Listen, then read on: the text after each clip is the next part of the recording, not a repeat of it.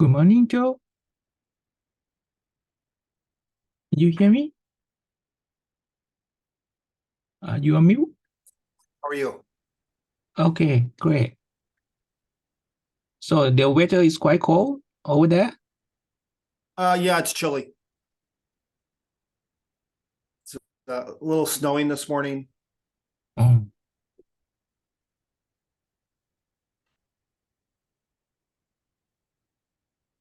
Hello, everyone. Good morning.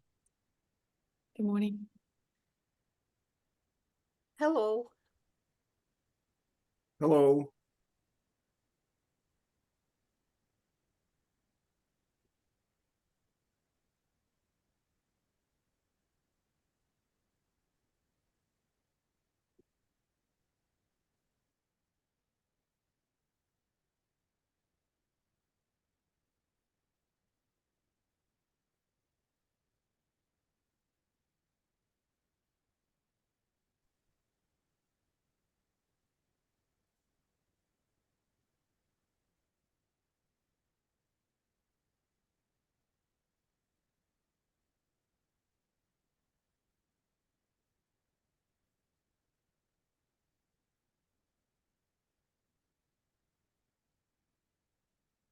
Let's wait for another couple minutes. Okay. Joe, you mentioned in the email that there would be a visiting scholar, right, in Kazakhstan. I do have a visiting scholar here with me. Oh, At okay. Michigan State, Mm. not with me. He's from Oh, Michigan State.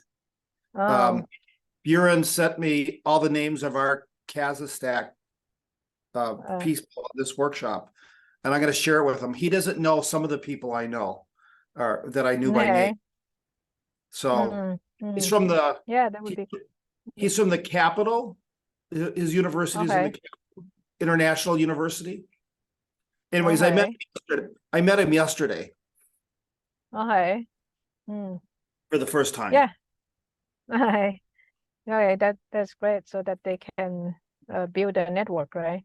Mm. Right. So I'm gonna Mm. share all the emails with Mm. and he's here to learn. He's here to learn about science teacher education, but for some reason Okay. they didn't introduce him to very many people. So I'm starting to introduce him to a variety of different science educators, and I've invited him to a couple of meetings that we're having. So hopefully he'll have a good experience. He's here till August. Okay. Oh, wow. Wow. Okay. Like 9 months. Mm. Okay.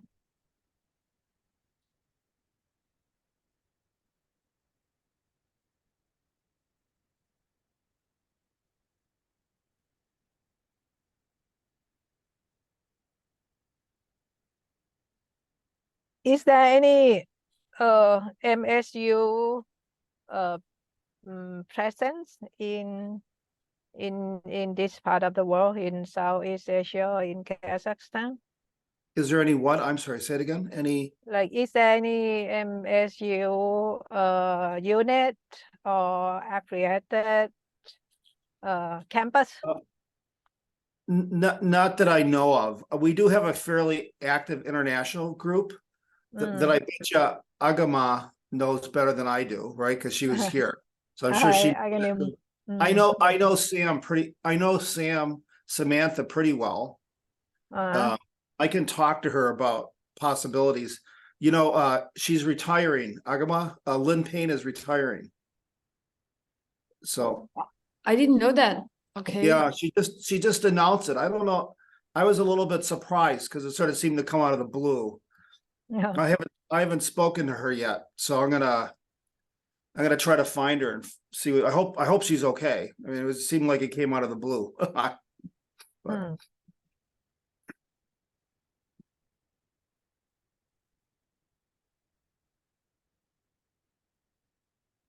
I know one that MSU was planning to build a campus in Astana, and it's I'm not sure how that project goes, but they were planning to build the College of Education.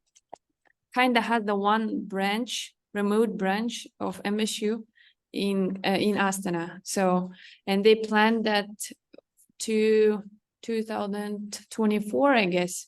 So I know how does it go, but they signed some paper with the Ministry of Education, the higher education at that moment. So yeah. Well, I haven't And heard the- about it. I will ask Lynn about it. I have not. Yeah, I don't know.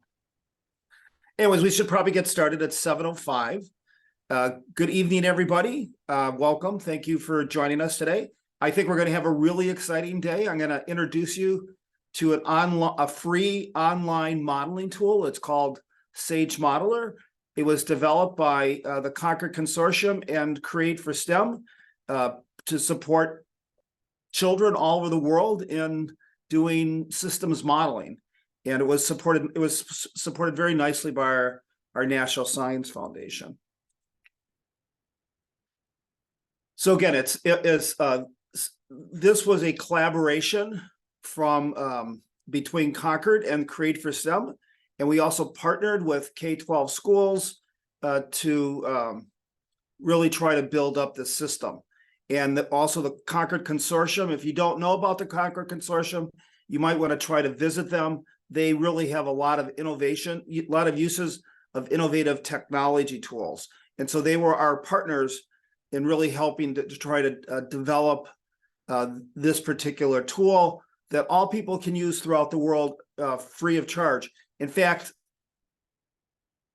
as you'll see later on, it is actually written in a lot of languages. So it's written, there's versions of it in Chinese, there's versions in Germany, Turkish, Israeli, and we can certainly work with you as well to put your nationality on it if you like, but I'll show you that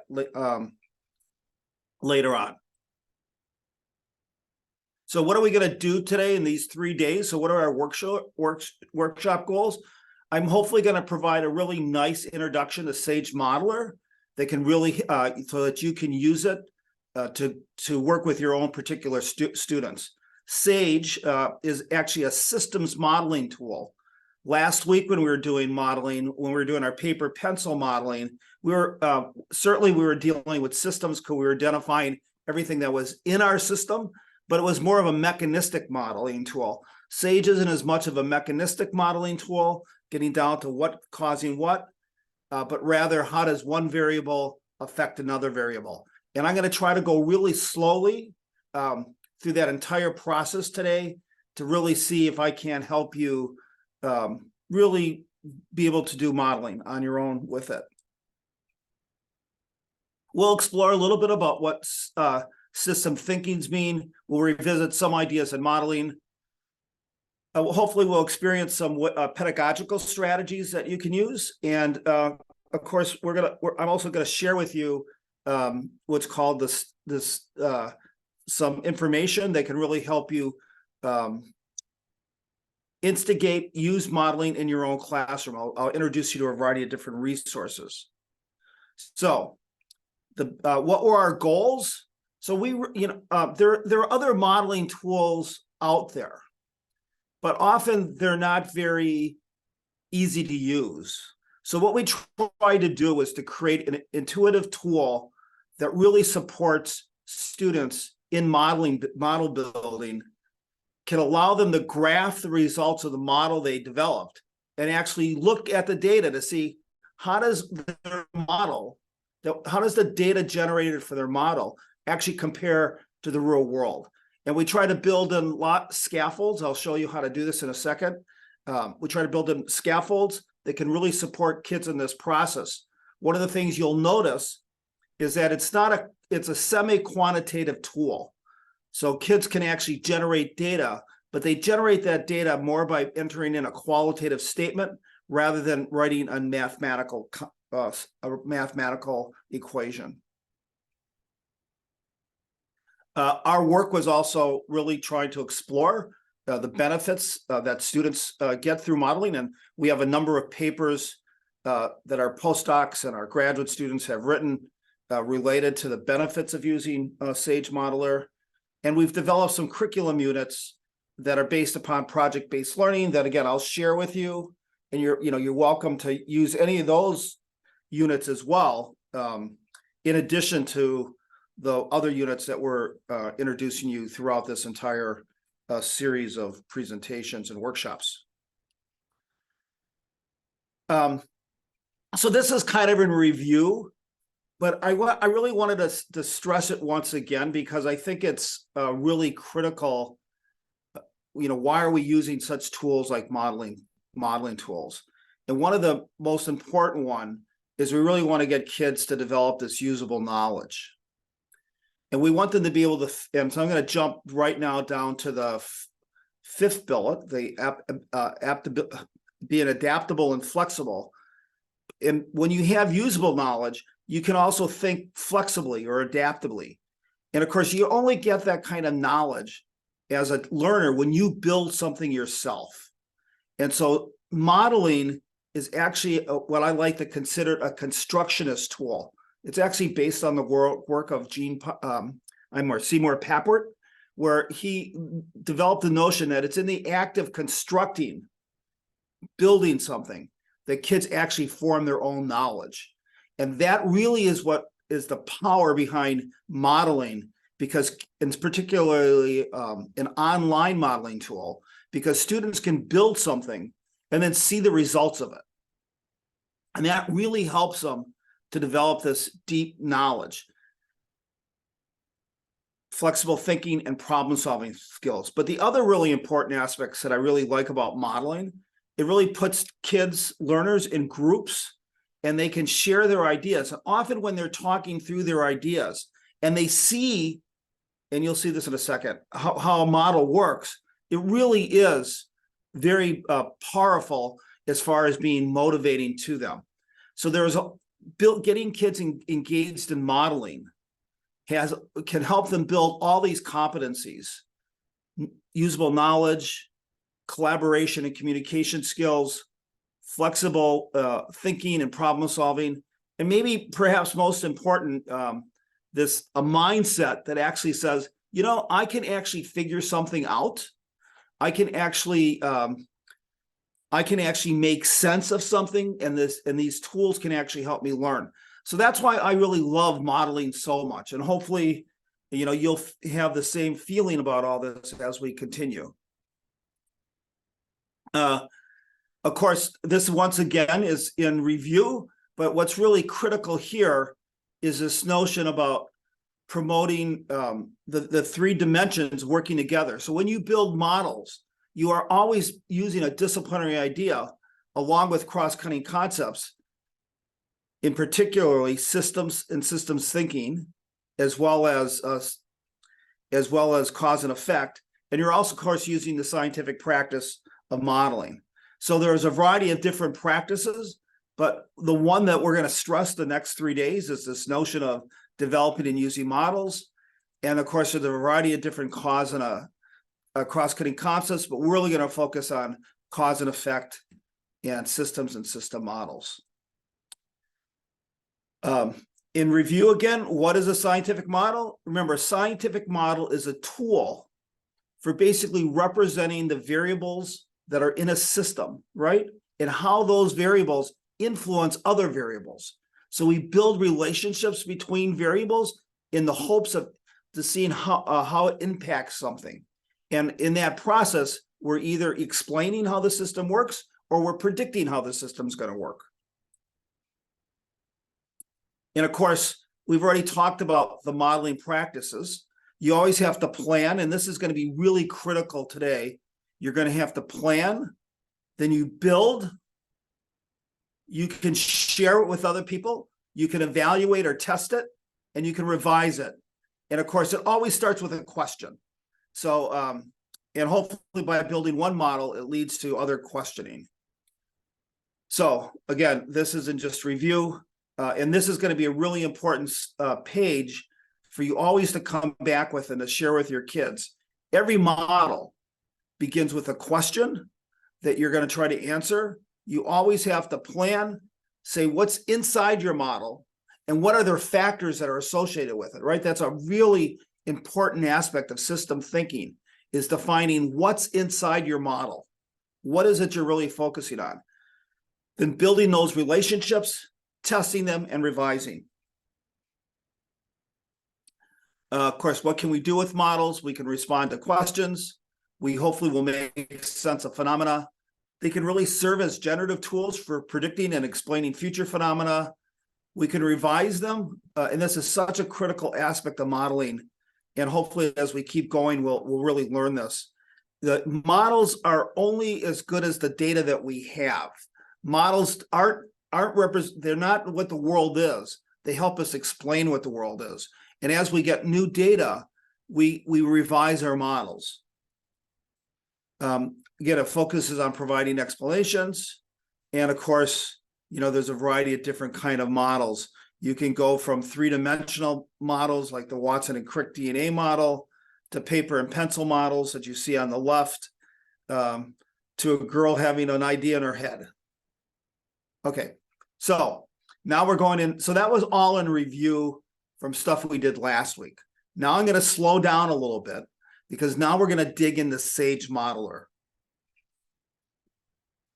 And so Sage is a systems modeling tool that allows you to represent phenomena or predict phenomena. It allows us to test relationships between variables in order to explain the phenomena. We need to define the relationships between the components of the system. And we can do it. Now, the important thing with Sage is we can define those relationships without coding or writing equations.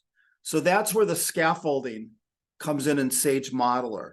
We can do lots of work with Sage, but it's more qualitative than it is coding or writing. But still, at the same time, kids are actually constructing a model. We can run simulations and compare it to other data, and that's more of an advanced feature that hopefully we'll get into on Friday. But it's a very important aspect to compare it to real-world data. And once again, it uses quantitative or semi-quantitative data that basically allows you to see how your model works. You can generate model output, and that model output you can actually analyze and say, does it really fit the real world? And it supports two kind of systems model, both static and dynamic. Today and tomorrow, we're going to focus on static modeling. And in particularly, if you're in middle school, if you're working with 6th, 7th, or 8th graders, static modeling is probably the best for you to use. Dynamic modeling, which I'll talk about as well in the next couple of days, is more sophisticated, and it should be reserved more for our work with high school students, juniors, sophomores, juniors, and seniors. And hopefully by the end of the day, we will actually run through all these features that are on this page, and hopefully you'll see, except for the dynamic modeling, and hopefully this will all come through. So what are static models? So in our static models basically says A impacts B at some given time. So if I change A, I can see what happens to B. It's basically a pretty cause and effect way of thinking about the world, but it's a very important way of thinking about the world. It's any change to an independent variable will basically result in an immediate change in other variables in the model. And I'll build this and we'll come back and you'll see how this all works. Another really good way of thinking about static models is they're actually snapshots. So at any given instance, if I have a pH of this in my lake, what's the quality of my water in the lake water? So it basically gives you a snapshot of what's happening at any given moment. And one of the nicest features you'll see about Sage is we actually have these sliders that actually get you to change the variables, and you can watch how things would change at any given instant. We can think of static modeling as being most useful when things don't build over time. So if you have something that changes over time, then probably representing it with dynamic modeling is more important. So for instance, if I really wanted to calculate, if I really wanted to say how my health and how does my health change, it's probably more of a dynamic model, although I can represent it as a static model. But because my health changes over time, my health is constructing a model of my health is probably more of a dynamic model. Okay, so that was a quick introduction, and we're going to come back to all that, and hopefully it'll make a lot of sense.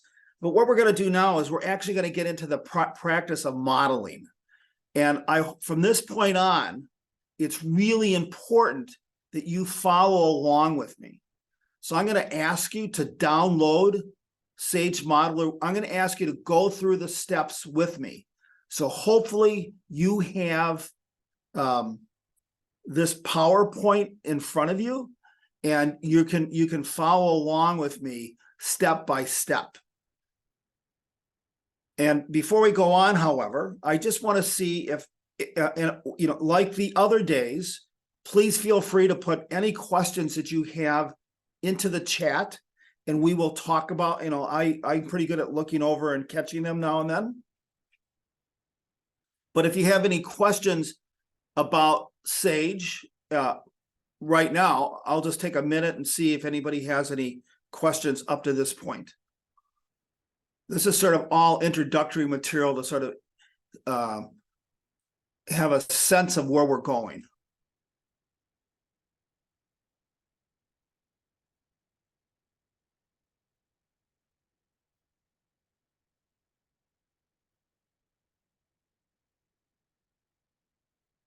Okay, so hopefully we're going to have a lot of fun. We're going to model. And it's really important that you model along with me. And so once again, Sage is a free online modeling tool. And so what we're going to do is you're going to click on your link right here, and you're going to go to Sage Modeler. And from this point on, I'm going to actually try to take my time to see if everybody's with me, right? If I do this in a face-to-face workshop, I can basically walk around and see, does everybody have Sage up? I can't do that. So you're going to have to tell me, do you have Sage up or not?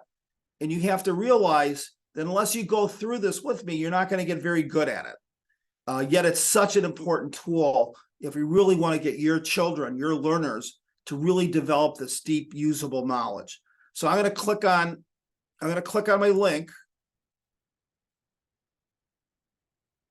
and it's going to launch another program. Now I'm going to stop sharing because I think you see my screen. Is that correct? You still see the PowerPoint. Is that correct, everybody? Yes. Okay, thank you. So I'm going to stop sharing, and I'm now going to reshare my screen because I clicked on Sage Modeler, and when I did that, it opened up this page. This is part of the launching page for Sage Modeler, and we're going to come back to this page because there's actually a lot of useful information on here, right? So for instance, there's some information about if you want to review on your own, there's some getting started, there's some examples of curriculum units, there's some examples of various models. So this is a very important a page, but we're not going to focus on it right now. What we're rather going to do is we're going to go up here to this to the right-hand corner, and we're going to launch Sage Modeler. So everybody should click on that, and it should take you to Sage Modeler. And I'm going to just ask everybody, you should see now in front of you sort of just a blank piece of screen that says open documents or create a new document. Does everybody see that? Yes, good, thank you. And I want everybody to get to this page. It's really important that you're here.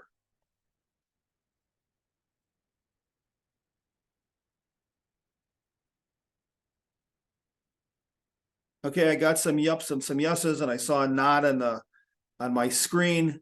So I think we're good to go forward. So what we're going to do is we're going to create a new document. And so I clicked on the create the new document. Everybody should now be here. Now remember, the first thing we said whenever you create a model, you always have to have a question that you're answering. That's like a critical first step in the modeling process. So what we're going to do is we're gonna basically ask a question that we want to model. So I'm going to click up here. Everybody might see that there's this little text box. I clicked on that, and that actually opened up this text box down here. And I'm going to just sort of do a little bit of direction right now, but you know, you can create any model you want, but the model we're going to focus on today to kind of, we're going to build a couple of models today, but the first model that we're going to focus on is sort of a model we started working on the other day, but which was paper pencil. And then I'm going to show you what it looks like when you use a dynamic modeling tool. So I'm going to put the question here is going to be, what affects my learning? So that's the question I want to use. And I always like it visible in front of me, right? Because if I have it visible in front of me, I always know what I'm trying to learn. So I hope you can all see what affects my learning. You should sort of now enter that yourself. Now, when you create a systems model, remember the first step you always want to do is think of what are all the objects. Objects are actually concrete things, and then the variables associated with them. In this particular example, we're just going to sort of think about the various variables. And of course, if I'm going to affect one of the variables that I have is basically the outcome. It's my learning. And so one of the nice features about Sage is you can come up here in the left-hand corner, and you can see this little button that says new image. And so I'm going to click on new image. And another window pops up, which I can search for an image that I want to use. Can everybody see this page? Right, it says add new image. Can everybody see that? Yes. Yes. Thank you. Yes. So I'm going to type in, what am I looking for? I'm going to look for images of learning. And of course, when I do images of learning, a variety of different things pop up. You can go here and you can click, and you can sort of find, you know, very basically lots of different kind of icons. I'm going to pick something fairly neutral. I'm going to pick the old wall, the owl on a book. So, and then I can add the image. Now you can ask yourself, why is that important? Actually, learners, and again, lots of learners really like, you don't need to find an image, but it really helps to situate what you're doing. So right now, if you go up here to your left-hand corner, you can see my owl in my book is there. So I can take it and I can drag it and I can move it to the middle of my palette. And then you'll notice underneath it, it has the words untitled. Well, what I can do there is type in the name of my variable. Remember, something is a variable if it can change. And of course, my learning can change. It can be really good. It can be poor, right? So my learning can change. So I now have, in my system, I've now defined one variable, which is my learning. of course, I can now ask myself, what affects my learning? That's the question. What affects my learning? And the other day we talked about one variable that affects my learning is my studying. So I'm going to click on this thing called a new image. And I'm gonna search for studying. Image is a study.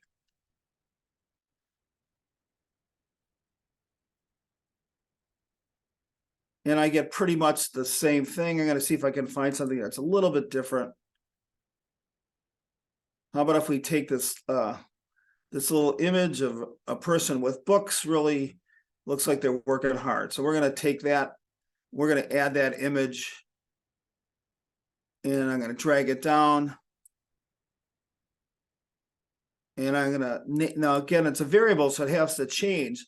So I'm gonna call it the time spent on studying, because that's a variable. It's the amount of time. So amount of time spent on studying. So I've now defined two variables. Now, very important in stage, and we're going to come back to this over and over and over again. If you go to the right side, you'll see this wheel. And if you click on that wheel, you'll see there's all sorts of simulation settings. We're focusing on static equilibrium simulations. And in that sense, we're going to begin. I want to just show you what the basic relationships are. So I'm going to click on that basic relationship. And I'm really sorry, everybody. I have to take just a 4-minute break. I had my coffee this morning, and nature says that I have to leave for 5 minutes. So I'll be right back. I'm sorry about that.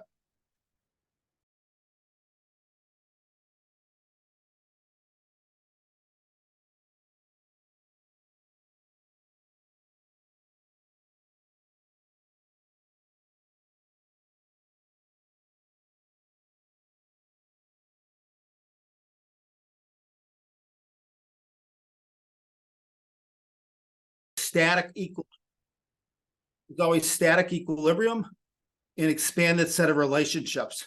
So I clicked on basic relationships because that's what we're going to focus on to begin with.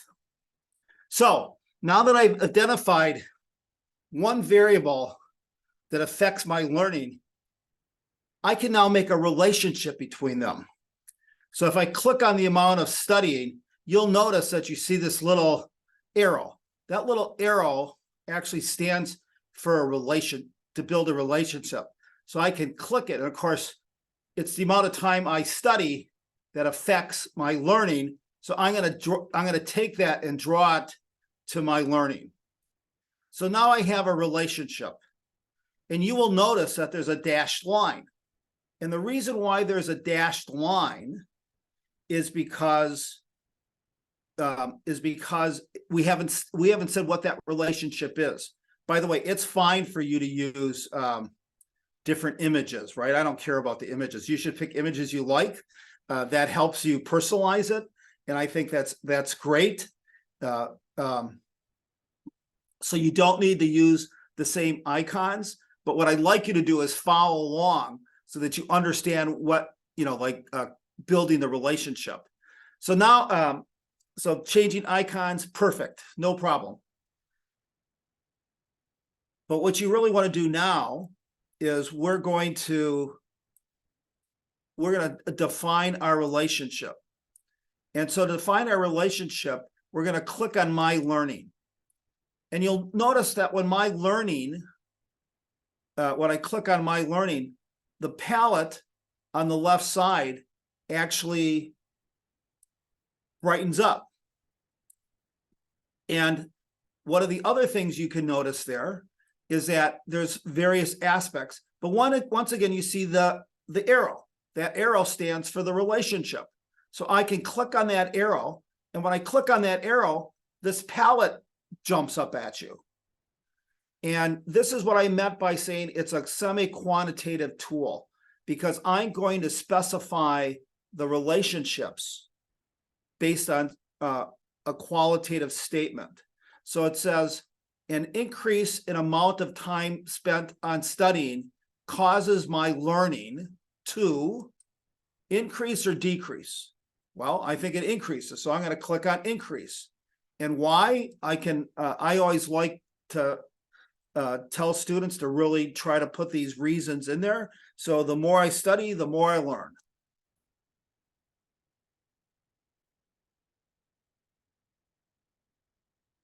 And I can click off of that.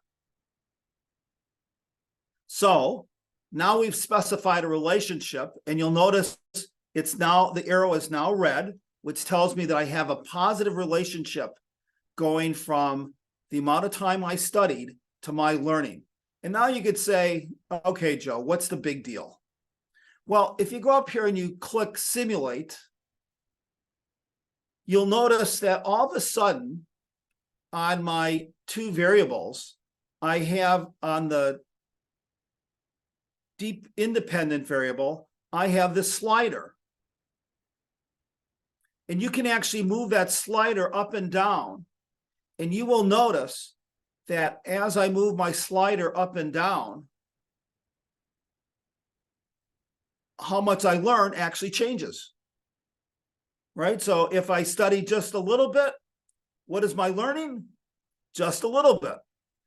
If I study a medium amount, how much do I learn? A medium amount, how much do I learn? I learn a medium amount. If I study a lot, how much do I learn? I study a lot. I learn a lot.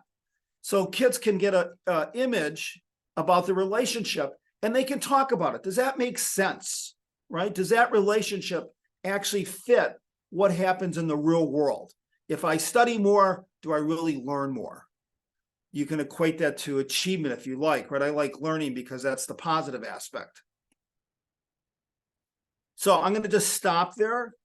The goal behind this exercise is for you to learn the various features of SAGE. So does everything make sense up to this point? Everybody should have this model in front of them. Yeah, Joe, excuse me, would you please go back and then say it again? I mean, before this, so Sure. I'm yeah, going to delete. yeah, because I'm going to yeah, delete. yes, yes. I'm going to delete this relationship. Okay. And so right now you'll notice that there's sliders on both of these, but if I change one, it doesn't do anything to the other because there's no relationship.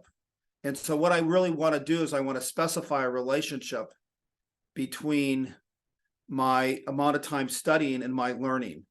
So I'm going to click on this arrow because that little arrow sign, right? Typically in science, we represent relationships by little connections like this. I'm going to click on this little arrow and I'm going to drag it over here. And then all of a sudden you'll notice there's this dotted line. But this dotted line basically says, you've made a relationship, but I don't know what it is. So now I want to click on my independent variable, my learning, right? This is the thing that is going to change as a result of how the amount of time I study. But I need to specify what that relationship is. So I'm going to click on it. And then when I click on it, you'll notice the palette on the left side becomes highlighted. And so I'm once again going to click on that arrow because that arrow stands for relationship. And this palette, this window opens up that I hope you can see this window. And this window is basically specifies, I can say what happens is my relationship in a qualitative manner. So an increase in the amount of time spent on studying causes my learning to, and I can click on that window, I can click on that arrow, and I have two options, increase and decrease. So I'm going to select increase because I think that's what happens. When I do that, over in my palette, I now have the arrow is now red, showing that I have a direct relationship. And my slider in my amount of, in my dependent variable I'm sorry, and my independent variable is now highlighted, and I can change it. And one of the things we could do is we could ask ourselves the question, if I study a lot, what happens to my learning? And what you'll notice is that if I study a lot, my learning really increases. If I study a little, my learning doesn't happen very much. Hopefully that makes sense. I think that was Partry that asked. Yeah. Okay, thank you very much. Yeah. So now, of course, my learning isn't only influenced by the amount of time I study, it's also influenced by other factors. Like one factor that it could be influenced by is my health, right? How do I feel, right? So I'm going to search for another image called my health. So I'm going to new image. So I'm going to click on that button. I'm going to search for health. You'll see a variety of different icons pop up. I'm going to pick oh,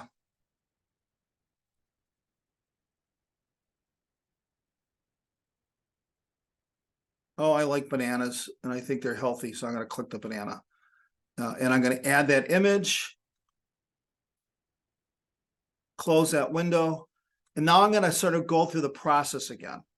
So I'm going to go, you'll notice that once I selected that image, it shows up in this top this top window, but I can now drag on that image and I can bring it down and it becomes a new independent variable. Of course, I want to specify how it's related to my learning. So I'm going to click on it. And of course, now you'll notice it's got the dotted line, which means that it doesn't have, I have not specified a relationship. And so now I want to specify a relationship. So to specify that relationship, I have to click on my learning. You will notice that on the right-hand side, this becomes all blue again. I can click on my arrow, up pops my window. And I forgot to title this. So I'm going to go back and I'm going to title it, My Health. Click on my learning again. Click on the relationship arrow. Up pops another window. I now notice that I have two independent variables that will affect my learning. And the one I want to specify is my health. So increased in my health causes my learning to, obviously, the healthier I feel, the more I can study, so it increases. So now I have two independent variables that have sliders on them that it can affect my learning. And one of the things you'll notice, if I'm really sick, I want you to make a prediction. And then I want you to test your prediction. If you're really sick, what should happen to the amount you can learn? Let's see some predictions in the window, just in your chat. Just someone really quickly. What happens? If you're really sick, what's going to happen to your learning? Increase, decrease, stay the same. Decrease. Decrease. Do we have any other options? Decrease in learning. I see a couple in the window. Okay, so let's see what happens. Watch very carefully my learning. I'm going to decrease my over here, and you'll notice when I decreased my when I decreased it on the independent variable, my dependent variable, my learning decreased as well. So if I'm very sick, the amount I can learn, even if I try very hard, right? Let's say I try as hard as I can, but if I'm very sick, I can't learn very much because it really influences what I can do. On the other hand, if I just have a little bit of effort, medium effort, but I'm healthy, I can learn pretty much, but I don't learn I can be very healthy, but if I only study medium, I don't learn as much as I can. I have to really work harder. The harder I work, the more I learn. And so you can really use these sliders. And of course, we're using kind of an arbitrary example here right now, but you can really use these sliders to really test lots and lots of predictions. And that's the value between using an online systems dynamic tool versus just a paper and pencil tool.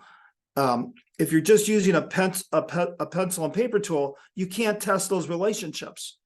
With a tool like Sage, you can actually test those relationships. Now, so that is at the most basic level. Actually, there's another basic level, but I don't want to talk about it right now. I'll talk about it later. At the most basic level, this is how Sage works. So I want to stop there and just see if you have any questions related to the functionality of Sage, because that's what this is all about today. We're just all about trying to practice how do you use Sage. Yes, Nurma. Yes, Joe. Why did you choose the red line colors to perform the positive relationship? Is there any reasoning for that? I'm sorry, say it again. I didn't hear that. Yeah, why did you choose the red line colors to perform the positive relationship? Why is it red line? Yeah. Just We want just to picked know. it. It's arbitrary. It was totally just totally it was just arbitrary. We have blue shows it decreases, right? So Yeah. if and we'll get into that example later. There is a question in the there's no particular reason, right? Okay, The yeah. dotted line shows no relationship. We Okay. have the red line showing a direct positive relationship, and we have the blue line showing an indirect Okay. relationship. Yeah. No, so it's not representation of something, yeah. Okay, just Nothing, yeah. blue. Oh yeah, okay. Thank you. Right. So that was the question I just answered. Mhm. There's another question right above it. Is Sage Modeler predict the relationship only for linear relationships? No. In fact, that's more of the dynamic Sage modeling or work, but we're not going to get into that today because I really want to build this up slowly. On Friday, I'm going to spend time focusing on dynamic relationships, and that's very different than static relationships. And I'll show you, if you want to dig into it on your own a little bit, I'll show you how you can do that later on. But at least for today and tomorrow, we're really going to focus on static relationships because you can build, particularly with 6th, 7th, and 8th graders, it probably makes more sense to focus on static modeling than it does on dynamic modeling. 9th graders, it's a question mark. Once you get into high school, you're doing biology, chemistry, and earth science at the high school level. Then you can focus more on dynamic relationships. But right now, we're still into I think I have one more. Yeah. Yeah. Joe, Yeah. I just want to know whether the students will also learn about the interaction of, for example, two variables. For example, here we show about two variables of my learning, amount of time and also health. Do the student have to, explain the interaction between those two factors? You could, right? So you could change. So this is actually the value of modeling and creating a model like this, because maybe you could say, look, at my health doesn't directly affect my learning. It goes to the amount of time I could study. So I could get rid of this relationship, right? I could get rid of this relationship. And rather, I could go this way. And now what I'd have to do is I have to click on this one. So you'll notice if I do that, so you see the dotted line, which means that the relationship has not been defined. So if I click on, it now becomes a factor, amount of time spent on studying now becomes a variable that can change based on another variable, my health. So I can now, if I click on it, I can now click on my wheel again. I'm sorry, click on my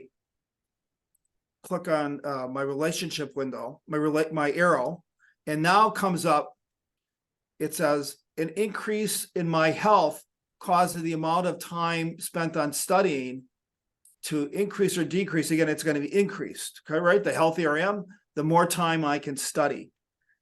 And you have to ask yourself, what is more valuable? The model we had before or the model we have now? Because now it says that there's a direct relationship between my health and the amount of time studying, and it goes to my learning. And I cannot change the amount of time studying. I can only change my health. And so if I'm very sick, I can't study very much, and so my learning is very low. If I'm pretty healthy, I should be able to study a lot, and then my learning should be, really increase.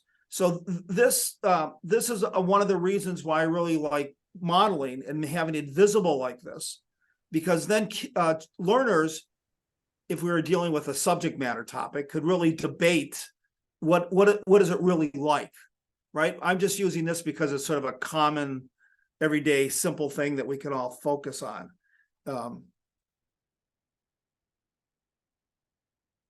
So it depends on which way you really like it. But I'm going to go back to the other way for real quickly. So I'm going to delete that. I'm going to link that up. Going to hit my learning, go to my relationship arrow, click on my health, and say an increase in my health causes my learning to increase. Now, you'll notice up here in the left-hand corner, it says unsaved. Now, anytime you work with a piece of technology that's online, you have to save it. Because if you don't save it, the likelihood it will crash and all your work will get destroyed. So what you want to do is you want to save it periodically. How do you save it? So you come up here, and I'm going to show you throughout the day. I'll show you a variety of different ways. But right now it says save, right? So I'm just going to click on save, and then it says log into Google, or I can save it locally. I'm going to first just save it locally. And so it says local. And so I clicked on local, and it becomes highlighted in green. I'm now going to title it, and I'm going to title it My Learning.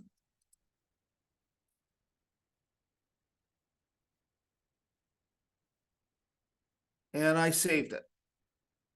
And I am now going to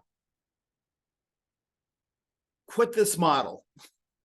Why? Because I saved it. And if I saved it, I should be able to go to my computer and I can find it. So I'm going to actually come up here. This is another way that you can open a new document. You come up here to the 3 lines again. They're typically these 3 lines. You pull down that menu, and I can say new. And when it says new, I didn't want to say new. I want to say open. So now that I said new, I want to come to open. I click on open, and I want to go to a local file. And when it says local file, it says what you have to do is find it on your computer and drag it back in.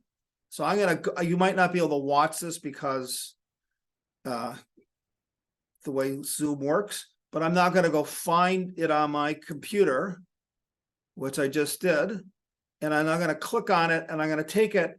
And I think you can see I'm dropping My Learning, and it says mylearning.sage, into this window.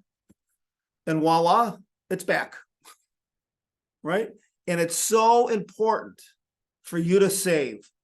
Again, this is a free online tool. We've tried to debug it as much as we can But just because we've tried to do that and we keep trying to make it better and better and better all the time, it doesn't mean that it's not going to crash on you. So you really need to save it, and you really need to tell your students and the teachers that you're going to be working with, you have to tell them constantly to save it. Now, hopefully everybody was able to save their model and bring their model back up. Now I'm going to go back over here to my settings tool, and we're going to change this a little bit. If I click on my settings tool, the little wheel, I had basic relationships picked. But I also can go to expanded set of relationships, because that gives me more functionality as students get old, as students get older, you want them to do more, or if once they learn the tool, you want them to learn more. So I'm going to click on the expanded set of relationships. And now, if I click on my learning, it gets highlighted, right? You see the difference, right? So if I click off of it, there's nothing surrounding it. But if I click on my learning and it comes up this kind of white bright color, on the left side, my tools become available, and so do my relationships. So I'm going to click on my relationships. And what you'll notice right now is that there's an expansion of how I can define what's happening. So this says, an increase in the amount of time spent on studying causes my learning to increase, but now I can say by how much. So I have some options. I can say a lot, I can say a little, I can say more and more, or I can say less and less. So if I really study a lot, I'm going to say my learning really increases more and more. And of course, then we can ask ourselves, what does that relationship look like? If something increases more and more, means it grows faster than just linearly, not just a straight line. It can grow more and more. So I'm going to click on that. And this can really help kids understand what a relationship, in this case, it's sort of exponential. What does it really mean to really grow more and more? So I'm going to click on more and more. And you'll notice that, as the more time I spend, the more and more I can learn. And so I now have a new relationship. If you look over on my palette again, you'll notice how my arrow changed. It's no longer this little thin guy. It now gives you more of a visual representation that it starts out small and gets bigger, showing the more and more. And I can do the same thing with my health. And now it says an increase in my health causes my learning to increase by about the same. And again, now we can say a lot. If my health is really good, does it really improve a lot? Is it a little? Is it more and more? Is it about the same? Is it less and less? I'm going to just say it's about the same. So if I'm healthy, then I can put some time, effort in studying, etc. So I'm going to keep that one the same. And of course, now I can also go and test it, simulate it again. So I can say simulate my my icons, my part comes back up, and now I can change this. And you can notice that the more I study, the more I learn, right? If it's a little bit, I am really healthy, so I really can do something, but I'm going to put this down here. Sort of my health is just normal. And as I study more and more, if I move my slider, you'll see how much my learning increases and decreases. So we can go beyond just these direct, to go back to this question before, it's not only dynamic modeling, we can go beyond just the linear relationship, and we can specify these different kinds of relationships, like less and less, more and more, et cetera, et cetera. And of course, it's unsaved again. And I don't want to lose this one either. So I'm going to say save once again. And I'm going to save my learning. I'm going to make it to a local file. I'm going to call it my learning version 2 because I changed it a little bit, right? You always like to keep different versions of your work. In this case, particularly since I made somewhat of a big change, and then I'm going to download it to my computer. So now it's saved, it's backed up on my computer. So now we have a beginning model. And again, I can move these sliders and I can get some testing of them. But Sage goes one step further. And that what you can do is you can actually record various data points. And so I might want to see, what does it look like if I actually graph this? So what you can do is you can up here, we're still in the simulate mode, but I can actually record one data point at a time. So that's what I'm going to do. I'm going to move my slider down to the amount of time I spent. I'm going to keep my health somewhat consistent, right? Just sort of in the middle. But I'm not going to hardly study at all. And I want to know what my learning looks like. And now I'm going to collect a data point. And the data point shows up on my graph at the bottom. And of course, you can slide that graph around. You can you can move these around too, by the way, by clicking on them and then just dragging them. So I'm going to slide this up a little bit just so we can see it. Now I'm going to study a little harder because I didn't like how much I learned. I really like to learn. So I'm going to study a little bit harder and I'm going to collect another data point. And of course, that's also recorded in my my table. And I'm going to study a little harder. And I'm going to record that data point. And then I'm going to study a little bit harder. And I'm going to record that data point. And I'm going to study really hard. And I'm going to record that data point.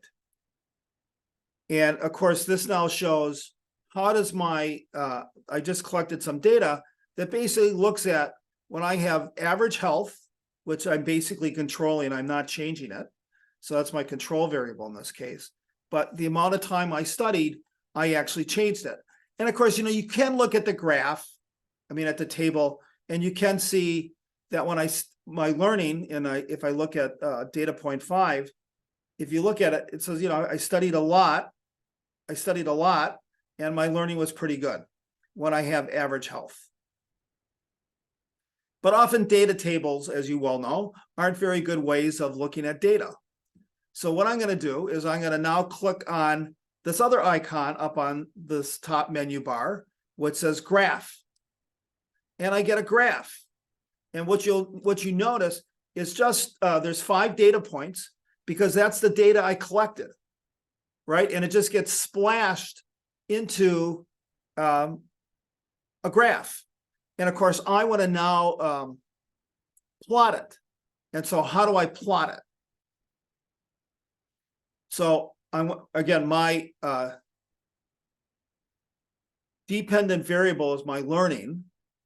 And so I'm going to put my learning on my y-axis. I'm sorry, on my x-axis. And the way you'll notice the way I did that, and it just puts all the data points down there because there's nothing on the x-axis. So my learning is my output. It's my dependent variable. And it just went down there. It says my learning. Now I'm going to do the same thing with the amount I studied. I'm going to click on it.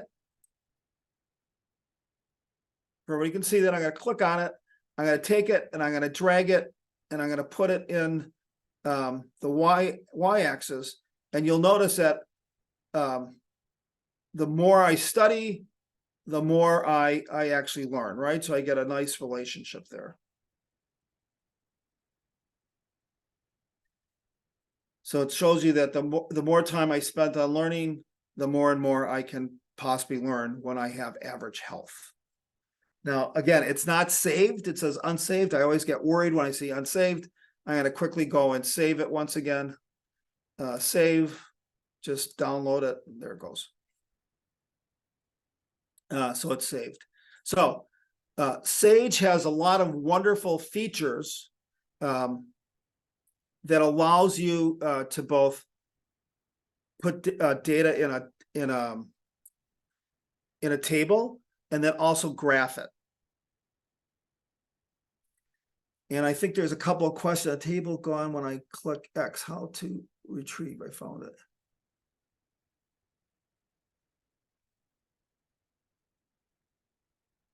Yeah, you can actually, we can add numbers instead of just having these qualitative values.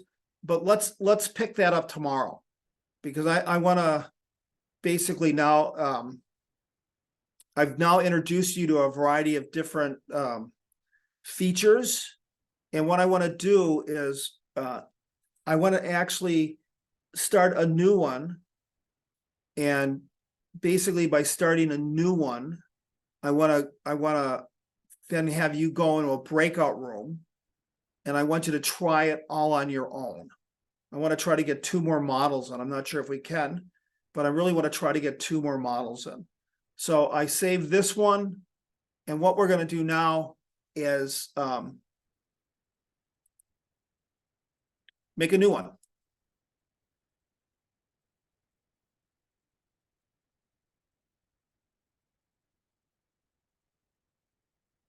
And so now I'm back. I just have a blank page. There's nothing in front of me.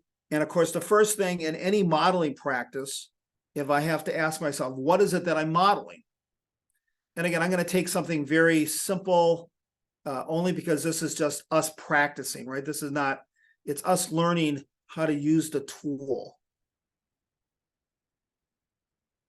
Yes, Peter, there's a variety of ways. You'll find out. Peter made an interesting comment in the chat. Tonight, hopefully you'll go, it's your night. Hopefully tomorrow during the day, you'll go play a little bit with Sage, because you'll find out there's a variety of different ways that you can do things. There's not just one way. So we're going to make a new model. And of course, to make a new model, you have to start with what is you going to model. So I'm going to click on the text box, because I think it's really important always to have visible. I'm going to drag it up here, what we're going to model. And what we're going to model right now is my health.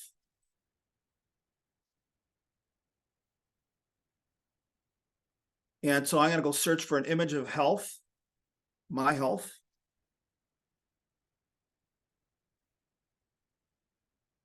And what do I want to pick for my health? Anyways, I think you know that I really like contextualization. So I really like putting images and stuff on, because I don't like any of these.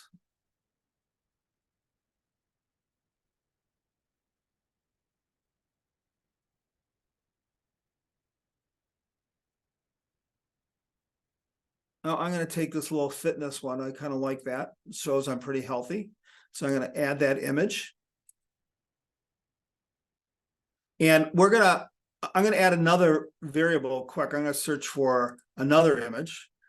And of course, because remember, the first thing you want to do whenever you develop a model is you want to say what's inside your model. And of course, one of the things that can affect my health is the amount I exercise. So I'm going to look for exercise. And of course,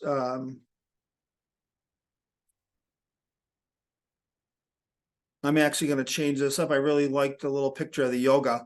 I'm going to take this doing yoga as my health, and the other one as my the other variable. Anyway, so now I'm gonna specify these things.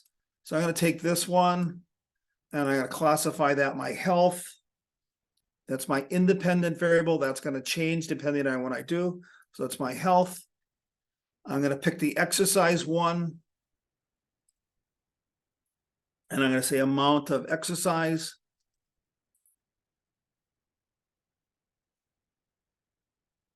And then I can make a relationship. And of course, we see the relationship.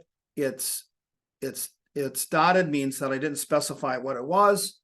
So I can click on my health that causes the tools on the right side to highlight. I'm going to click on the arrow. When I click on the arrow, and remember, I'm in the expanded, this is the basic. Whenever you go into Sage, the default setting is static equilibrium simulation, expanded set of relationships. So I'm just going to stay there. Depending on what you're doing, you can always click this basic set of relationships. But I'm going to just stick with expanded set of relationships. So I'm going to click on my health. I'm going to go to my relationship window. And now it says an increase in the amount of exercise causes my health to increase, vary, decrease, or vary. This vary one is really interesting because I can draw it if I wanted to, if I pick vary. But for right now, we'll do that a little bit later on. I'll show you that or next time, I'll show you how vary works. I'm going to say as an increase in amount of exercises causes my health to increase. And of course, I'm still not done selecting it because I have to say how. And so I can say about the same, a lot, a little, more and more, less and less. I'm going to put more and more. The more I exercise, once again, the more healthier I get. So I get that kind of exponential growth type of look.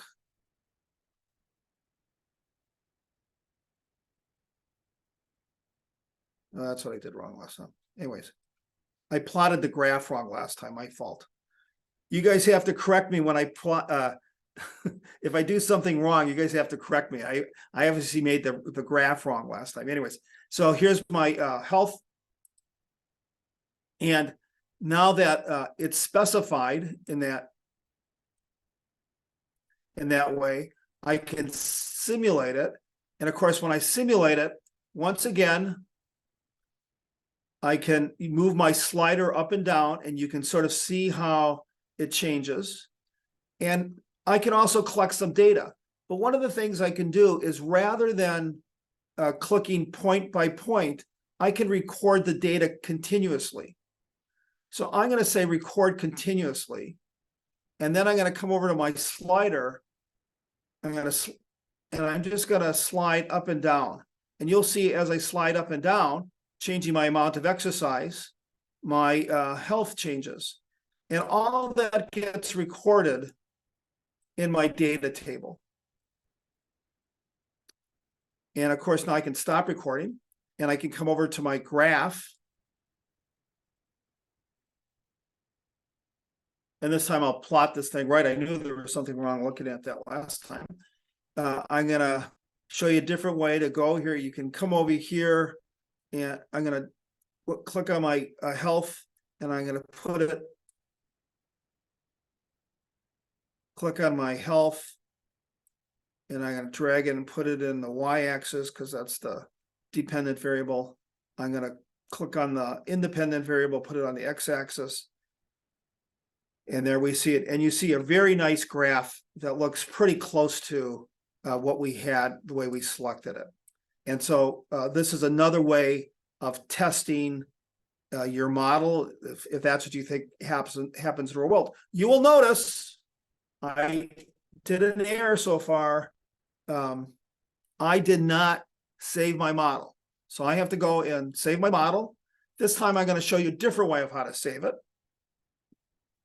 And this is going to be really critical because I want you to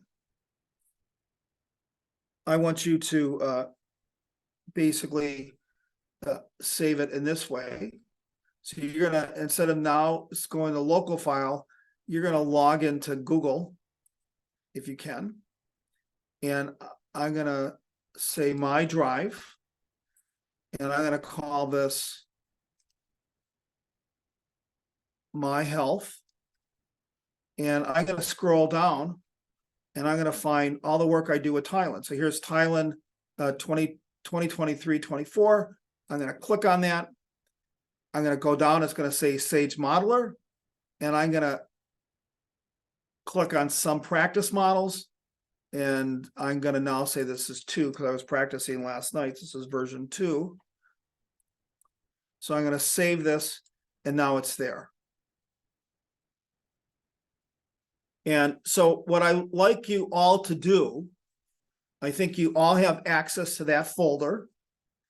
And so what I would like you to do right now is I want to break us up into, let's see, there's 22 of us.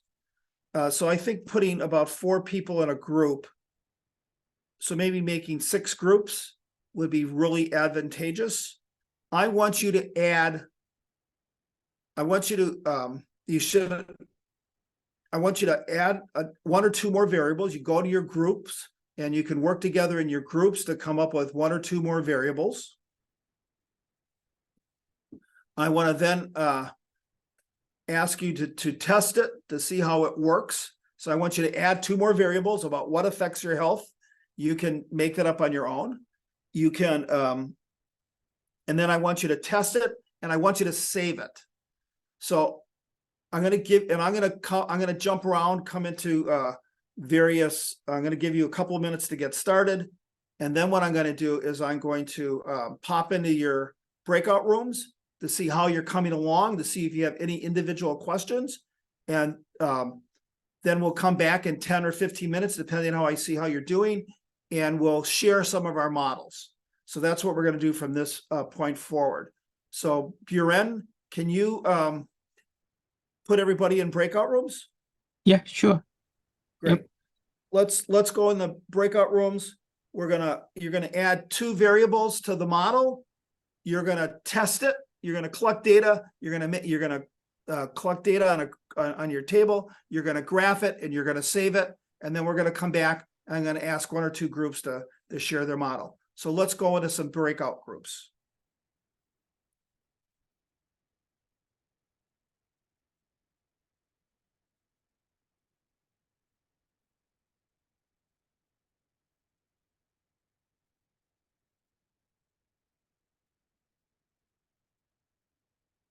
Great, people are going in the breakout groups. That's great.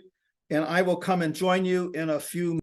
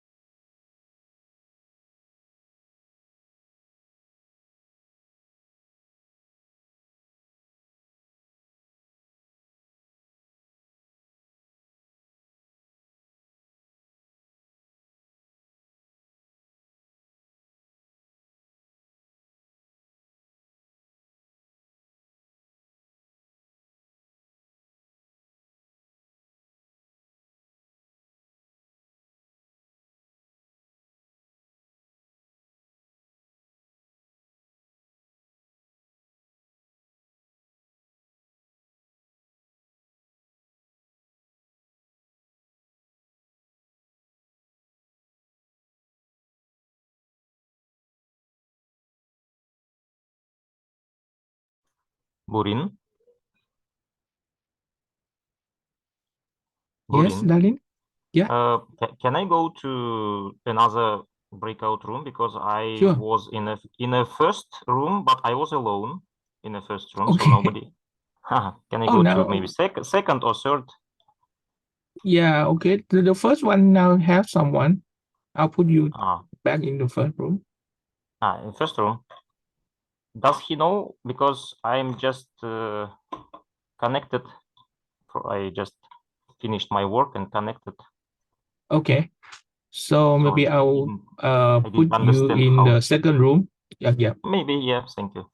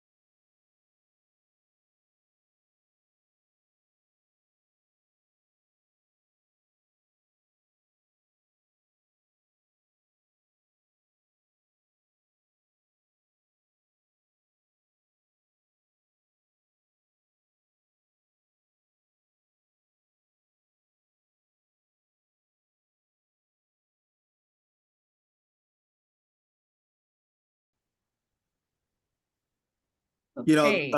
this is an interesting one because since I like this, since you put amount of vegetables, I assume you're going to say the amount of vegetables, the healthier you are, right?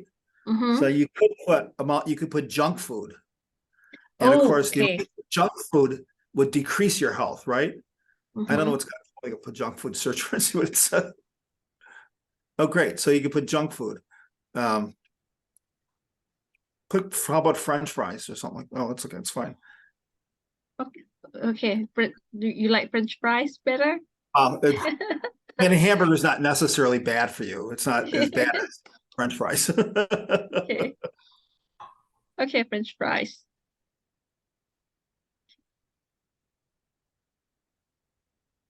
Right. And now if you set that relationship, you just delete it. Just hit a delete. On the keyboard? Yeah, I don't see the delete more. I think keyboard. Just on the keyboard, just click, just delete. Oh, okay. Yeah. Thank you. Now, if you specify the relationship between it and the junk food, you can put a Mhm. decreasing relationship that we didn't go into. So that's really nice that you did that, Mm, right? So I don't remember how to adjust the relationship like this. there we go. So Okay. it increase in, well, you want to put junk food. Mhm. So let's go back out. Let's go back out and let's say junk food. And so now click on health, and an increase in junk food causes health to Decrease. Mhm. decrease. And A lot. how? A lot. Good. I would say it really is bad, right? I mean, this is why there's so many young children who are getting type 2 diabetes because they eat too much junk food. And then you So can, usually I can write down the explanation that I think is the reason right here, right? right. So you just put down, why do you think so, right? It's just a little, because, you know, it's not, whatever you think makes you too heavy or something. I don't know. Makes you unhealthy, clogs up your arteries for us old guys. Okay, it looks like you guys are doing pretty good. So I'm gonna, do you have any questions? Otherwise, I'm gonna jump out and go visit another breakout room. So far so good, I think. Pardon? I think we are okay. Yeah, you look okay. Good. Don't forget to test it. It's really, after you specify your variables, make sure you go in and test it. So I'll, if, So when I test it, I just click the record data. Is that correct? first you have to click simulate. Okay. Right? So if you click simulate, you'll notice how the you get the sliders that can move up and down. And so if you Mhm. move the sliders up and down, click the junk food. Click that slider, move it up and down, and you can see that the more junk food you eat, the worse your health is, right? When you have medium time at work and amount, and you also eat some good vegetables. And of course, you could also collect data points by clicking on record one data point at a time or record continuously. So it really depends upon how you would do it. So, but it looks like you're doing okay. And you Okay, got we'll people try in this that. room, so I think you'll do okay. But Okay, you should thank come you. away, make sure you come away really understanding how it works. So I'm going to Okay. jump out, go to another breakout room. All right, thank you. Uh-huh.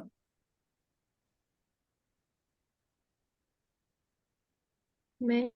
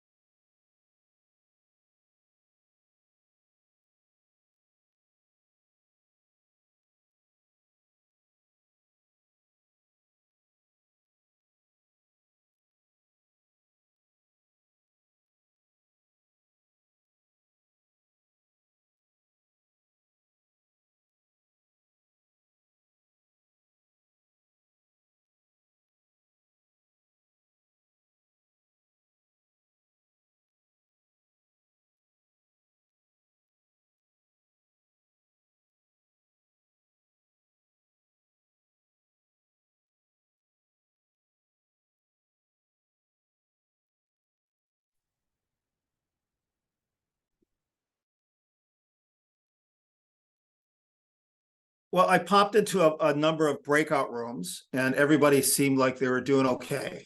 So I was really pleased to see that.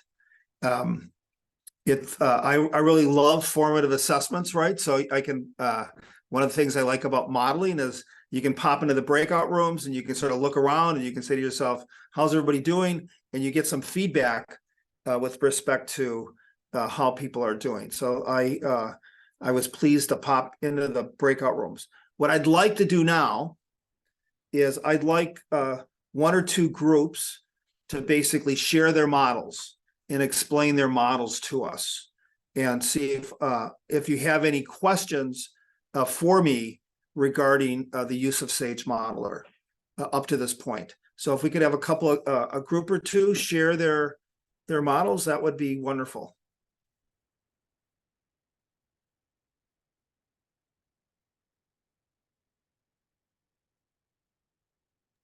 We can share. Yeah, I Good. can.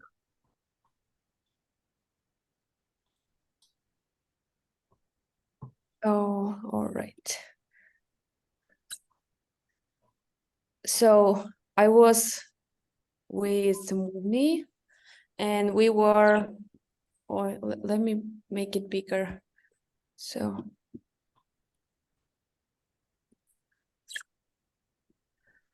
I'm sorry, I have a parrot here. So do you hear me?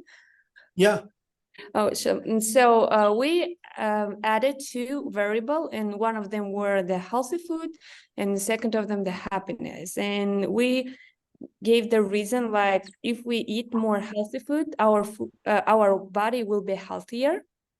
And we did the data, and our graph shows the here, and we kind of added that relation more and more. So as much as we will eat healthier, that much will our health increase.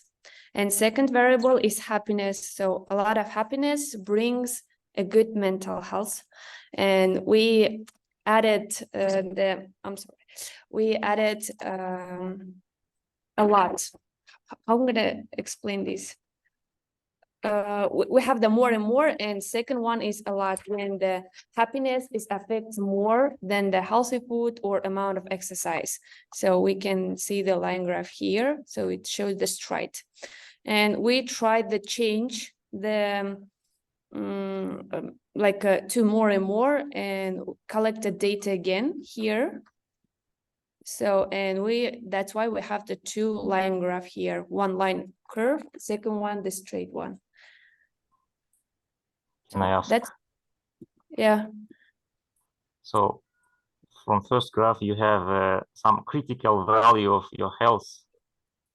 And it means after that value, your happiness doesn't, your health doesn't increasing or something like this. Here, Yeah. you mean one? Of is it? Yeah, here. The healthy Yeah, food. No, I mean happiness and my health. happiness. Yeah, Okay, so for we example, happiness and health increases together, and after some critical point of happiness, Yeah. your health doesn't increasing. Yeah, so the explanation is actually when we choose the relationship a lot, it means a lot of happiness will bring a good mental health. Then the graph looks like that. So it means that happiness will be come to some point, and our healthy will not increase, but stable. Yeah, it's like critical value of happiness. And Yeah. then we have changed and tried another version. So more and more like a second one. So Well, that's it. You tried different I- graphs. Very nice, actually. I'm really pleased with this graph. You can see one of the advantages behind having your students do this is exactly what we just did right now. Other students can ask questions, and then the other students have to explain what's going on. So that little discussion about what does that mean, that when it increases and then levels off, right? So there's a maximum amount of happiness that will impact your health given the amount of exercise you have. So I thought that was a really nice discussion. And when you do this in your class, not necessarily with this example of a model, but when you do this in your class, it actually inspires those kind of discussions. That's why modeling is so important. And if you can get your students constructing models and then talking, that's where they're going to form that kind of deep, usable knowledge that's going to give them flexibility in their thinking so that they can really solve real problems. So I really like that discussion. Do we have time for one more? I think we have time for one more group to show a model. Thank you very much, by the way, for showing that. It was great. If we could have one more group share a model, that'd be wonderful. We can. Good. Go ahead, Darren. So we chose amount of vegetable consumption, time at work, junk food, and some error occurs when I try to make a graph between time at work and health, but I will explain it. I think I understood why. So our graphs,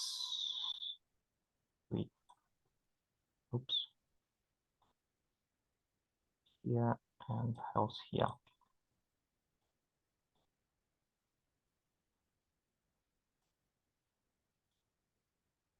Yeah. So we think amount of vegetables affect on our health. Sure. This graph shows that as the amount of, as you increase the amount of your vegetables, then your health is going to increase. And if we choose junk food, And is it? It doesn't work. I think we. I don't think you changed it. You need to change the. It looks like you didn't. Why, right? That change the health with the variable. Yeah, I would change the amount of junk food I'm eating. So click on your junk food. No, click on the junk food in your model. And now, why don't I see us? Why don't I see? Oh, say stimulate. You need to say stimulate. Simulate. Click on the simulate button. Simulate up. Click on your simulate. Yes. And now you'll see your junk food. Now I would move my junk food up and down. Keep moving up and down. You have to click record. You have, yeah, record continuously. Record continuously. Yeah. And now move your junk food up and down. And you'll see that, right? So now you get a better sense of it. So we have some problem with time at work because I will explain. When we choose type of graph, I decided to choose, do you know normal distribution? Okay. Gaussian distribution. Do you know the type of graph? Yeah, normal distribution. Looks like bell, yeah. Bell curve.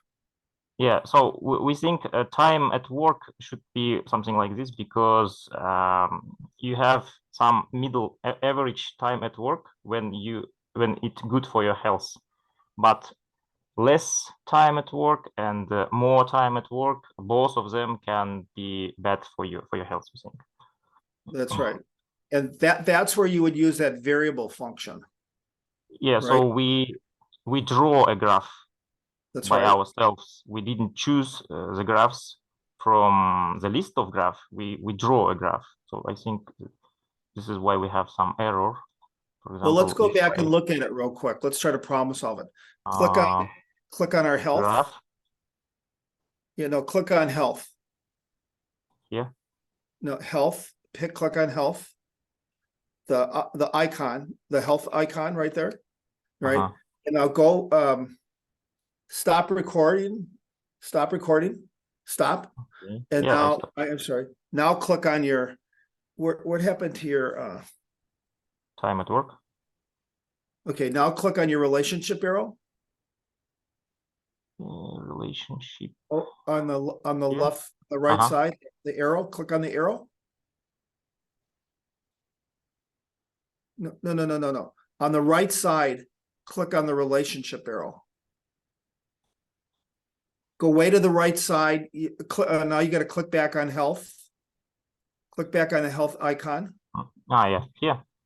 Yes. And now click on the relationship arrow. No, the arrow. Click on the arrow. This is No, the blue color. The blue color. you mean this one? Up to the gear, up to the setting. Стрела, Darren. In See the the No. arrow? right. Bottom, this one. No. You got to go back to the No. right side. Else. You mean this one? Yeah. No.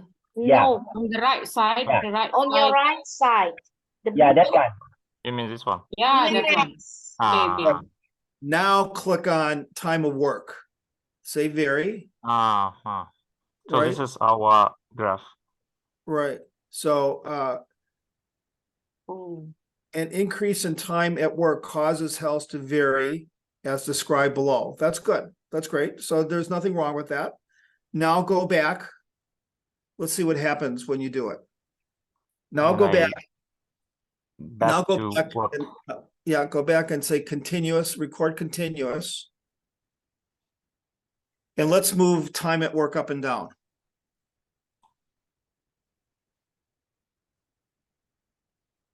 Yep, collecting lots of data. That's good. Okay, let's stop recording. Let's grab a new graph. And let's put let's do it the way you continually what you want to do is you really what you need to have is health on your y-axis. Put health on your Health on y-axis. Yes, because now you're going to get the kind of curve. Now put time at work on the bottom axis. Yeah, and you get pretty much the way you had it, right? So you get this up and down kind of look, and it depends upon all these other factors, right? So if you change your amount of the vegetables, put vegetables in medium. Put Vegetables medium. Yeah, okay, and put your junk food at medium. Junk food at medium, okay. Now let's keep junk food low. I don't like junk food. Well, And let's now record. Let's put amount of vegetables high. Put them high. Now let's record. Now let's continuously record. And let's change our time at work. And we should see a different graph. See? Yeah. Now you get a different graph because of you amount changed. of vegetables increased. So That's this right. is why our health is bigger. That's right. If we choose junk, if we increase junk food, our graph will be somewhere We'll change here. it also. That's correct. You can and you Yeah. can. All right, we're gonna have to wrap this up. Unfortunately, I'm gonna if you could stop sharing, we'll have plenty of time again tomorrow. I'm actually gonna go and share my screen again, and I'm gonna put my graph up. I'm gonna show you one other thing that I'd like you to do after we leave. Let's see if you can do this. So what you want to do is I want you to share it with me. And so the way you share it with me is you come up to the 3 lines and it says share. And it says click get link in shared view. So you enable sharing. And what you want to do is you want to basically here's the link, right? That's the link. And so you want to copy that link, right? So now I've copied that link. And what I want you to do is I want you to go to the Google Drive. I think, can you see my Google Drive right now? Yeah. You want to go to Google Drive. You want to go into Thailand 2023-24. You want to go in the Sage Modeler. And you'll see it says links to models. I want you to click that link to model, and I want you to drop in, this is Joe's model. And I want you to put that link in there. And so for your models that you made today, I want you to, just one of you have to do it. You can decide who wants to do that. Just one of you have to do it. You want to click on it, drop a link in there so that we have access to tomorrow. And I'm actually going to go look at some of them to see if I can find some things I want to talk about. So if you could actually drop your links in there, like I just saw someone in there, put your link in there if you can to demonstrate. I can't remember who I just saw. All right. And put your name so I know who it is. Very good. That's what I all want you to do. Okay, so now I'm going to do one last thing. I'm going to stop sharing. Hopefully you guys can do this while I wrap up here. And I'm going to go back to my, share my PowerPoint.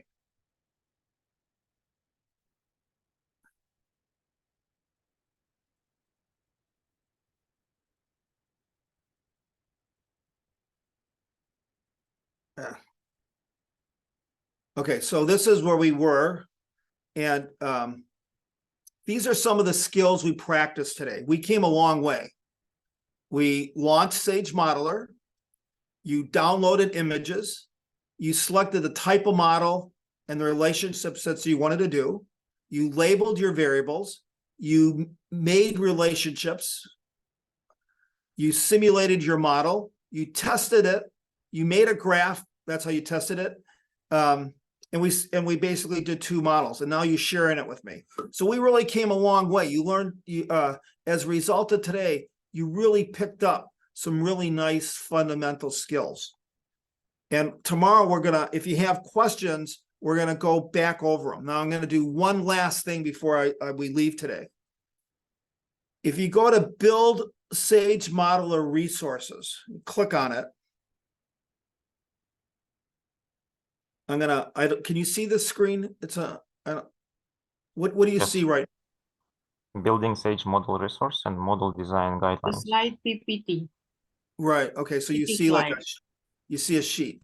So what you want to do when you get to here, you don't want to launch Sage Modeler. You want to come to you want to go to Building Models Project page. We have not seen the page. I mean, we still see the slide. Okay, let me back up. I'm gonna share. I have to stop sharing and just share a new page the way the Zoom works. Okay, so once you do that, this should come up. And what I want you to do is click on Building Models Project page. If you click on that and you go there, it takes you this page again. And the reason I wanted to show you this, I'm on the wrong page.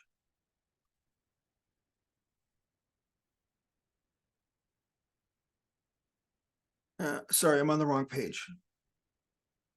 It is the correct page, isn't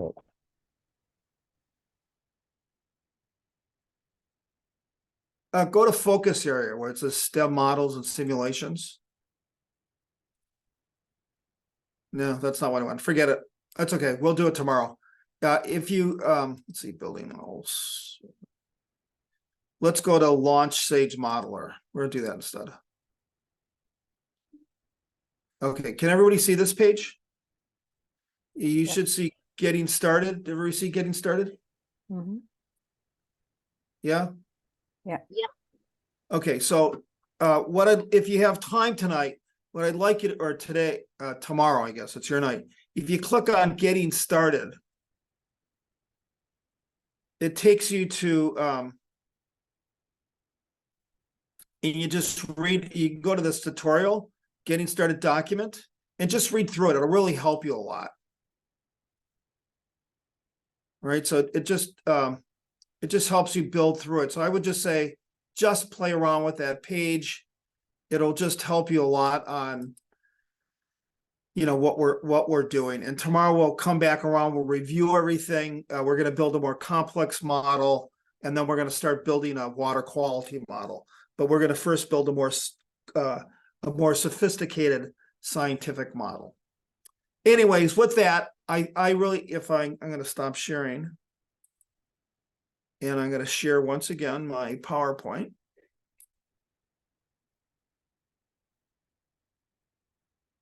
We really came a long way.